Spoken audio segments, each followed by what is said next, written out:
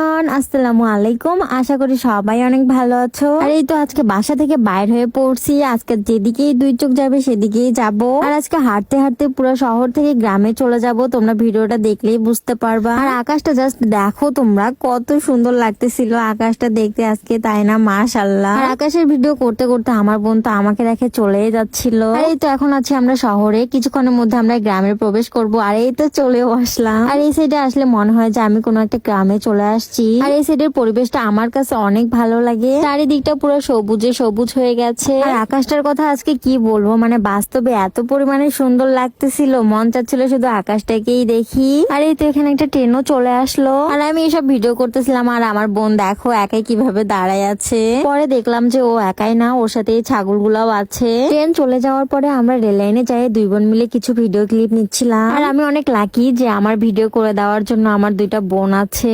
এখন আর আগের মতো ফ্রেন্ডদের সাথে তেমন একটা ঘোরা হয় না। যাই হোক, আজকের বিকেলটা কিন্তু অনেক বেশি সুন্দর ছিল।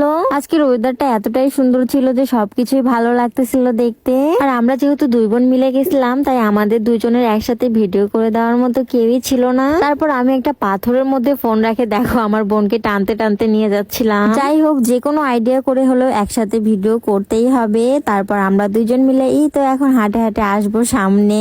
আর আমার বোনটা আমার জন্য অনেক কষ্ট করে, দেখো আমার কত কষ্ট করে ভিডিও করে দিচ্ছিল।